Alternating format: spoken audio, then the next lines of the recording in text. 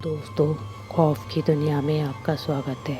धोखे और खौफ की यह कहानी आज से लगभग 3 साल पुरानी है। विक्रम रघुवंशी और उसका दोस्त एक खिलौना बनाने वाली कंपनी चलाते थे। दोनों को बच्चों से बेहद लगाव था। उन्होंने अलग अलग टेक्नोलॉजी के कई खिलौने बनाए थे। भारत का सबसे पहला रिमोट कंट्रोल हेलीकॉप्टर भी इन्होंने ही बनाया था। आज उन्होंने पूरी मीडिया को बुलाया। वो एक खास किस्म के खिलौनों का आविष्कार किया था। यह खिलौने मात्र एक खिलौना नहीं थे, बच्चों को लुभाने का एक जरिया थे। वे बच्चों से बातें कर सकते थे। उनके सभी जवाब उस खिलौनों के डेटाबेस में मौजूद रहते। इसे एक तरह का छोटा रोबोट आप कह सकते हो। यह खिलौने बच्चों से बात कर सकते थे, उनके साथ खेल सकते थे। यह खिलौना वह सब काम कर सकते थे जो बच्चे अपने दोस्तों के साथ पसंद करते थे। खेलना, कूदना, उनसे बातें करना। एक दिन पहले की बात है। विक्रम ने अमेरिका के टॉय कंपनी से बातचीत की। विक्रम ने अपनी कंपनी के इस खिलौना के अधिकार को, अमेरिका कॉपीराइट को ऑनलाइन बेच दिया। यह बात उसने साहिल को नहीं बताई। अगले दिन मीडिया साहिल और विक्रम से इस खिलौने के बारे में बात कर रही थी। इस फंक्शन में वह इस खिलौने की टेक्नोलॉजी को समझना चाह रही थी। इस इंटरव्यू और लॉन्च इवेंट का प्रकाशन पूरे विश्व में हो रहा था। जब शाम का समय था, अमेरिका से एक खबर आई।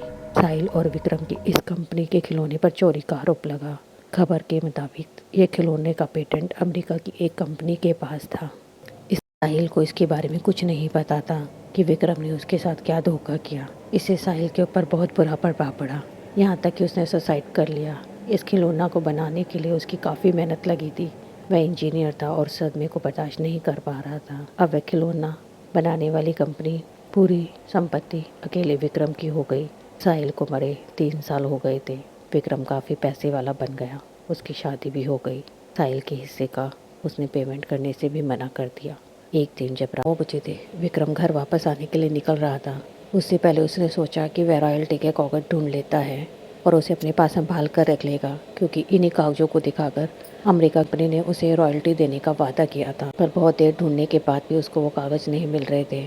कभी वह कंप्यूटर की टेबल पर ढूंढता तो कभी कागज़ तहखाने में जाकर ढूंढता, लेकिन उसे हर बार निराशा ही मिली। उसने कागज़ को ढूंढने के लिए हर दिन अपने ऑफिस के कार्य के बाद कोशिश करनी शुरू की, परंतु हर बार उसे मायूसी का ही सामना करना पड़ा। इसके बाद वह लगातार डिप्रेशन की स्थिति में जाता जा रहा था, क्योंकि अगर कागज़ नहीं मिलते तो अमेरिका की कंपनी उसके रॉयल्टी पर भी रोक लगा सकती थी। इस कंपनी का नियम था कि वह जिसे भी रॉयल्टी देगी उसे हर से रिन्यू करवाना पड़ेगा, जिसके लिए उसने एग्रीमेंट के कागज़ दिखाने होंगे। वह लगातार कागज़ ढूंढते ढूंढते परेशान हो चुका था। अब उसे इस बात का डर लग रहा था कि इसे रॉयल्टी नहीं मिलेगी। उसकी कंपनी में बनने वाले खिलौने भी अब इतने नहीं बिक पाते थे। उसने सोचा कि वह कंप्यूटर से सेव फाइल से ही समझकर वैसी डॉल बनाएगा ताकि उसकी कमाई हो जाए। तकरीबन 2-3 महीने उसने घर में न जाने का फैसला किया। उसने अपनी पत्नी को भी यह फैसला बताया। इन 3 महीनों में उसे कंपनी से मैसेज आया कि वह उसे रॉयल्टी नहीं दे पाएंगे। यह फैसला उसके लिए हैरान कर देने वाला नहीं था, क्योंकि वह पहले से ही जानता था। अपनी कड़ी मेहनत के बाद उसने वह खिलौना बनाकर तैयार कर दिया। खिलौने में आधुनिक वक्त के मुताबिक उसने कुछ टेक्नोलॉजी का यूज़ किया। अपने परीक्षण में सफल होने के बाद विक्रम बहुत खुश था। इतने महीने की मेहनत के बाद विक्रम अपने घर जा रहा था। उसका बच्चा भी उसका इंतजार देख रहा था। विक्रम अपने घर की ओर निकलते हुए खुद से बनाया हुआ खिलौना अपने बच्चे के लिए ले जाना सोच रहा था। विक्रम ने सोचा अब उसकी ज़िंदगी बदल जाएगी, वह फिर से खुशी भरा जीवन व्यतीत करने लगेगा। लेकिन उसे क्या मालूम था कि इस खिलौने से उसके एक बुरे वक्त की शुरुआत हो चुकी है। जैसे ही वह गाड़ी में उस खिलौने को लेकर बैठा, उसके साथ अजीब घटना होनी शुरू हो गई। गाड़ी का पेट्रोल अचानक से पूरी तरह से ख़त्म हो गया। कार स्टार्ट नहीं हो पा रही थी। कार के गेट खुद ब खुद बंद हो गए। उसे घुटन महसूस हो रही थी। खिलौने में से अजीब सी हंसने की आवाज़ आने लगी। यह हंसी विक्रम के कानों में दर्द पैदा कर रही थी। वह बेहोश हो चुका।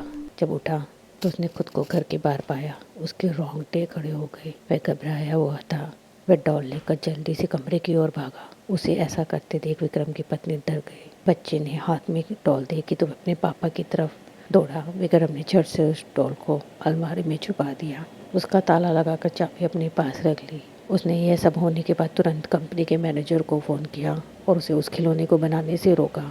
अगले दिन वह अलमारी से उस खिलौने को निकालकर समुद्र में डालने की सोचने लगा, लेकिन जैसे उसने अलमारी को खोला तो वह हैरान रह गया। अलमारी में डॉल नहीं थी। वह चिंतित हो उठा। वह जल्दी से तेज़ रफ्तार से भागा और अपने बच्चे को ढूंढने लगा। उसे जो डर था वही हुआ। उसका बच्चा उसी खिलौने के साथ खेल रहा था। विक्रम अपने बच्चे से वह खिलौना खींच कर ले आया। उसके हाथ में आते ही वह खिलौना ज़ोर ज़ोर से हंसने लगा और उसमें से आवाज़ आई, मेरे से पीछा नहीं छुड़ा पाएगा विक्रम, मेरी मेहनत को तूने चंद पैसों के लिए बेच दिया। ये आवाज़ किसी और की नहीं बल्कि साहिल की थी। विक्रम काफ़ी डर चुका था। उसने उस खिलौने को समुद्र में फेंक दिया, लेकिन उसके बाद भी उसको साहिल की आवाज़ें पूरी ज़िंदगी सुनाई देती रही, यहाँ तक कि इस आवाज़ ने उसे पागल बना दिया।